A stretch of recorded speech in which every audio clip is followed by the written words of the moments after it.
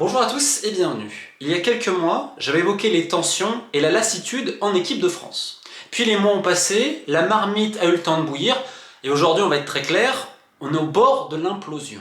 C'est-à-dire, pour reprendre les termes que j'ai entendus par toutes les personnes sollicitées pour ce sujet, c'est la merde, on va droit dans le mur, avec notamment en ligne de mire la retraite prématurée de Griezmann, on va y revenir, et surtout la cassure réelle entre l'immense majeure partie du groupe et Didier Deschamps. Il y a même une réunion des joueurs en disant qu'ils n'en pouvaient plus, que le message de Deschamps ne passait pas. Alors on va diviser cette vidéo en 4 parties et on va bien sûr commencer par Griezmann, parce que ça fait énormément parler.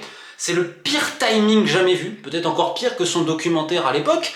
Et je veux dire, prendre sa retraite internationale, alors tout le monde sait que l'équipe de France, pour le coup, c'est ce qui est le plus important pour lui, la Coupe du Monde en ligne de mire sur la fin, enfin, je veux dire, ça ne fait absolument aucun sens. Et pour tout le monde, pour lui, pour l'équipe, une semaine avant un rassemblement, c'est un désastre.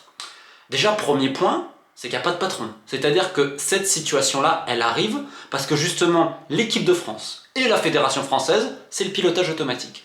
Maintenant, pourquoi elle arrive? C'est avant tout un problème d'ego. Je l'avais déjà expliqué il y a des mois, même il y a des années concernant Griezmann, et ce n'est pas que propre à lui, c'est le propre de plein de grands joueurs, de plein de grandes équipes. Tu as souvent des problèmes d'ego et tu dois gérer. Le problème en équipe de France, c'est qu'on ne les gère plus. À l'époque, rappelez-vous, les visuels Twitter, quand il y avait Benzema, quand il était revenu, on a eu une crise nerveuse, réunion au sommet de la Fédé, oui, Griezmann est passé sur les visuels Twitter, etc. Enfin bref, il y a eu plein de choses comme ça. Il avait déjà menacé un peu de partir et tout. Lui estime qu'il n'a pas la reconnaissance qu'il mérite. D'autres diront que l'équipe de France s'est basée sur Griezmann pendant des années. Ce que certains diront, bah oui, c'est aussi ça qui a aussi fait le succès moderne de cette équipe-là. Quoi qu'il en soit, il y a eu un problème de communication. Lui pensait qu'il allait être le capitaine, et en fait, il n'a pas compris du tout qu'il soit exilé sur un côté, que le jeu ne passe plus par lui, etc. Il l'a vu comme un désaveu. Mais on va être très clair, toutes les personnes que j'ai sollicitées m'ont dit, mais Antoine, il attend qu'un truc, c'est que ça se passe pas bien, qu'on le rappelle et qu'il fasse un comeback à la Zidane, avec toi au centre du jeu, etc. Donc on est clairement sur un problème d'ego, et le fait qu'on est en pilotage automatique, et qu'également dans le vestiaire, avant, tu avais des mecs très respectés. On pense à Varane, à Giroud, qui est un mec qui quand même aussi prenait une part de pression sur lui, etc. Il y avait des mecs qui faisaient sens, qui faisaient consensus, qui étaient capables aussi de recadrer un petit peu. Là, t'en as plus. Ce qui fait que quand t'as pas de patron, la nature est l'horreur du vide et tout le monde va être calife à la place du calife. Ce qui amène sur le deuxième point.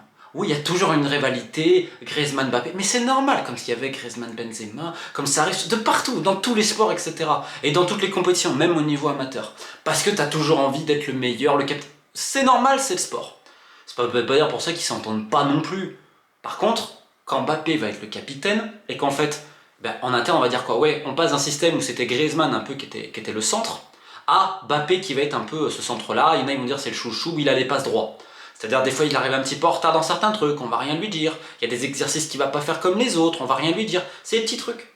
Sauf que Griezmann, Benzema, mettez n'importe quel joueur, Messi si tu voulez, Luis Suarez. Quand sur le terrain t'es le meilleur et que tu fais gagner ton équipe, personne ne te dit rien. Michael Jordan il joue aux cartes jusqu'à 7h du matin avec un verre de whisky et un cigare, le lendemain il mettait 40 points, il faisait gagner les Bulls. Quelqu'un allait lui dire t'as passé ta soirée Michael, pourquoi t'as joué 25 000 au poker? Non, parce que aussi c'est vrai, sur le terrain d'entraînement c'était le premier. Donc là, en équipe de France, beaucoup disent on a mis sur le tout Mbappé, etc. Ce serait très bien passé si Mbappé avait eu les mêmes performances qu'il y a des années en équipe de France. Le problème, c'est qu'il est dans le trou depuis un moment. Et qu'il y en a d'autres qui vont un peu le cibler. Donc c'est un peu compliqué, et on va être très clair, ça passe pas bien. Le capitana, il y a beaucoup de joueurs comme au PSG qui ne voulaient pas qu'il soit capitaine, et ce qui fait qu'il y a des petites tensions. Et vu que c'est un monde de non-dits, on en revient dans ce vestiaire, il n'y a pas vraiment de mecs qui font le lien. Il y en a 3 réellement. Adrien Rabiot numéro 1. Je sais que ça va surprendre beaucoup de gens. Mais tous ils vous me diront qu'Adrien Rabiot il n'est pas politique, c'est un vrai. C'est-à-dire que s'il a quelque chose à dire, il va te le dire. Parce que Griezmann, au tout début en équipe de France, ça n'a pas été facile pour lui. Il y a des mecs, vraiment, intégration et tout, ils n'auraient pas fait ça à Rabiot. Je rappelle que quand Zlatan, le grand Zlatan, il s'est permis, Rabiot lui répondait, il lui dit « me prends pour qui toi ?» Comme Maignan d'ailleurs avait fait pareil. Et Rabiot, il arrive à faire le lien un peu entre tout le monde. T'as Ousmane Dembélé dans un autre style, tout en bonne humeur, etc., qui lui va faire beaucoup de bien, notamment à Mbappé, quand il peut avoir certaines tensions, et je dirais incompréhension, parce qu'en fait les gens ne se parlent pas. Ousmane Dembélé fait beaucoup de bien dans le vestiaire. Et Kamavinga. Alors Kamavinga, c'est l'unanimité de tous. Tout le monde te dira, c'est le meilleur mieux, etc. Ce qui provoque aussi évidemment certaines jalousies. Mais humainement et sportivement, le mec fait unanimité. Après, tu as des jeunes, c'est vrai, qui vont apporter quelque chose, une certaine joie, etc. On peut penser à un Konaté. Les mecs, s'il n'y a pas de haine entre eux, loin de là. Mais tu as quelques non-dits, parce qu'encore une fois, il y a beaucoup d'hypocrisie. Là, ce matin, il y a un article dans l'équipe, si je dis pas de bêtises, sur Capitana. Ça arrête pas de s'appeler, ouais, qui a balancé. C'est pas super sain. On va dire que c'est pas super sain les uns les autres, et donc vis-à-vis de Mbappé, ça cristallise beaucoup de rancœur parce que sur le terrain, il n'a pas le rendement que certains espéraient. Pour reprendre les mots de certains de ses coéquipiers, avant il faisait peur. Tu jouais à l'entraînement contre lui, t'avais peur. Aujourd'hui, il fait plus peur. En équipe de France, il n'y a plus un défenseur qui a peur de lui. Alors est-ce qu'il va retrouver un jour le niveau, etc. Ça, j'en sais rien. Je pense qu'aussi un moment important de bien travailler et de couper. Couper et travailler. Parce que c'est les deux mots-clés. Il y en a beaucoup qui disent, qui reprochent à Deschamps, ouais, encore une fois, parce que quand t'as pas le résultat au bout, et surtout vu le projet de jeu que t'as pas grand-chose avant que derrière. Donc en fait, ça fait une incompréhension. Et là aujourd'hui, Mbappé est un peu ciblé par d'autres parce que ça va pas. Il y en a qui vont me dire, oui, la blessure, etc. Et là, on en revient au pas de patron dans l'avion. C'est pas le seul. C'est-à-dire que là, tu as des joueurs, littéralement en équipe de France, qui choisissent, ah ouais, ok, septembre, je vais peut-être pas être là, octobre ou novembre. C'est-à-dire ils vont choisir le rassemblement plus ou moins qu'ils vont rater. Mais s'il y avait un patron dans l'avion, ça se passerait pas. Ou alors, concertation avec tout le monde. Bon, physiquement, il y a beaucoup de matchs, etc. sur la première partie de saison. Vous allez faire que 2 rassemblements sur 3 pour la fraîcheur physique. Le staff de l'équipe de France aurait pu le faire. Et tout le monde aurait compris. Le problème, c'est qu'il n'y a pas de communication. Et donc, à partir de là, on va être très clair. Et bien, ça suit des incompréhensions. Ah oui, mais lui, il y va pas. C'était déjà un peu le cas en septembre. Des blessures diplomatiques, il y en a dans beaucoup de sélections là. Sauf que là, en effet, ça pose question parce qu'il a joué ce week-end. Encore une fois, manque de communication. Et il y en a d'autres, comme je vous dis, dans le groupe, qui sont déjà en train de regarder quel rassemblement ils vont rater.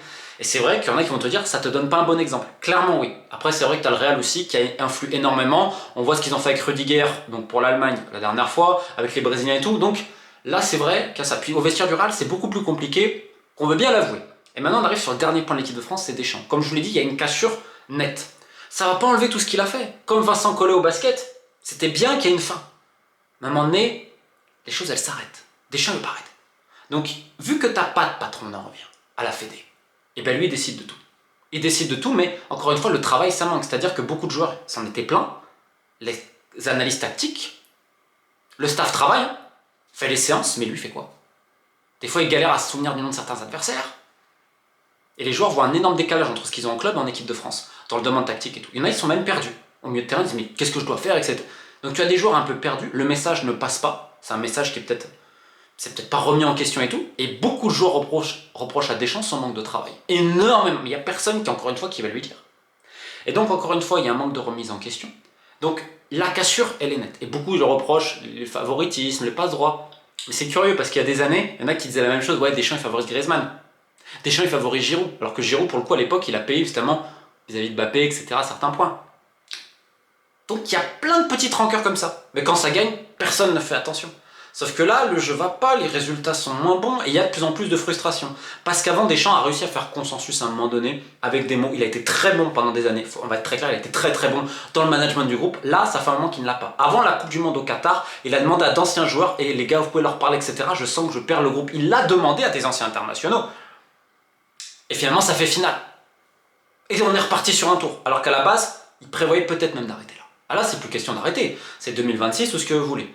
Et là, on arrive sur le dernier point, quand je dis qu'il n'y a plus du tout de patron dans l'avion. Vous savez, la Fédération Française de Foot est dirigée par un président par intérim, Philippe Diallo, qui n'a pas été élu, qui va se présenter aux prochaines élections. Et donc, il n'y a que ça qui compte. Sauf que tu as un mec qui est absent. C'est-à-dire que le dossier Griezmann, Noël Le Graët, c'est ce que j'en pense. Noël Le Graët, à l'époque, il aurait tapé du poing sur la table, il aurait convoqué tout le monde. N'importe quel bon président de Fédé fait ça, en fait. Je rappelle que là, il y a eu un problème aussi dans le futsal, où l'équipe de France a plus ou moins balancé un match, etc. Aucune réaction fédérale. C'est-à-dire que dans tous les domaines, la Fédé, on se cache. On est consensuel, politique. Un peu comme des joueurs de l'équipe de France qui souhaitent récupérer le brassard en se servant de certaines choses parce qu'ils voient qu'il n'y a pas vraiment de patron. Et c'est ce qu'on reproche à beaucoup, on reproche à Deschamps d'être politique, à certains joueurs d'être politique, et au président de la fédération d'être politique, et surtout de ne pas être là, d'être complètement absent, d'avoir laissé Deschamps tout faire. Et là, vous savez ce que c'est le point le plus important pour Deschamps? C'est que Zidane ne lui succède pas. Or, Philippe Diallo, donc le président par intérim, pour sa campagne électorale, a demandé à Jacques Binger, je peux peut-être mal le prononcer, qui est un ami de Zinedine Zidane, connu, d'assurer et de l'aider en communication, etc. Oh là là. Alors là, oui, pour qui se prend, etc., c'est Zidane. Donc en fait, Deschamps aujourd'hui, il est notamment omnibulé par le fait que le président de la fédération ait pris comme conseiller un proche de Zidane. Pour lui, c'est inadmissible, etc. Sachant qu'il y a 5 mois, Diallo, ça allait pas. Quand Diallo le permet de prolonger, Diallo, ça va. Maintenant, Diallo, ça va pas. Didier Deschamps, que je sache, il est entraîneur de l'équipe de France. Ce n'est pas sa propriété. Hein, c'est pas une propriété privée, notez Didier Deschamps. Avec tout ce qu'il a apporté, ça n'empêche pas. Ce n'est pas à lui. Le problème, c'est qu'à la Fédé, il n'y a personne. Donc en fait, la nature a horreur du vide. Donc le véritable patron de la Fédé, c'est pas le président, c'est la sélection de l'équipe nationale. Et c'est là où il y a le gros problème. C'est parce qu'on est relax, pas de remise en question. Il n'y a personne de son staff. Et son staff, je le sais, il y en a qui ne sont pas d'accord avec ses choix. Je l'ai expliqué il y a des mois. Ils vont rien dire parce qu'ils ont peur d'aller à la confrontation. Les joueurs ne vont pas lui dire en face et la fédération va rien lui dire. Et lui, je me rappelle à l'époque, ça disait ouais, Le Grec lui avait offert le poste de président délégué. Bon, mais vu le salaire qu'il a en équipe de France en tant que sélectionneur, on croit qu'il va partir. La vie et tout. Et donc là, tu arrives dans une situation où en fait la collaboration aurait dû s'arrêter. Parce que la fin elle va être moche et tout le monde le prédit. D'un côté, t'as quand même un mec qui part quasiment en retraite avec l'espoir qu'on le rappelle que ça se passe pas bien en disant là, faut que tu fasses le sauveur. Il y en a qui ciblent un autre, certains qui ont des passe droits, d'autres qui essayent de faire leurs petites lois, enfin c'est n'importe quoi. Parce qu'on en revient à ce que je disais. L'entraîneur, il est plus préoccupé par la politique, je veux rester, qui va me succéder, etc. sans aucune remise en question. Et on a un président par intérim qui lui pense qu'aux prochaines élections. Et pas faire de vagues, pas prendre de décision et tout ça. Donc faut rien dire à Deschamps. Et en plus de ça, oui mais on a signé le nouveau contrat Nike. Il y en a qui vont te dire c'est grâce à Deschamps et Mbappé. En plus Mbappé qui a signé dans un club sponsorisé par Adidas. Donc Nike est quand même bien content d'avoir des photos avec Mbappé. Donc ça fait de l'argent, etc. Donc en fait on est dans tout ça et en fait on oublie le football. C'est des visuels Twitter, Nike, c'est qui va me succéder. Mais non, je vais décider et tout. Il y en a beaucoup qui te disaient que Deschamps attendait un truc. C'est que Henry gagne les jeux. Et comme ça on dit bah voilà, peut-être que le successeur pour pas avoir Zidane ce serait Thierry Henry.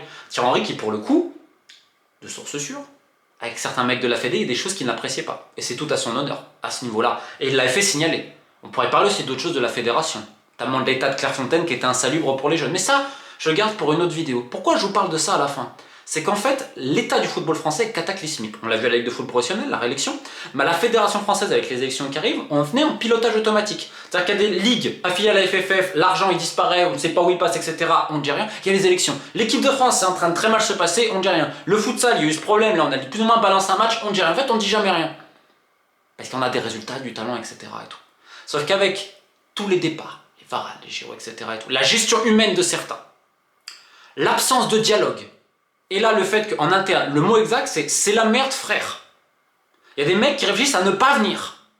Quand tu vois cette ambiance-là, tu te dis, ça va se passer comment? Alors oui, tu as des talents individuels, la France produit d'exceptionnels joueurs, tout ce que vous voulez, d'accord.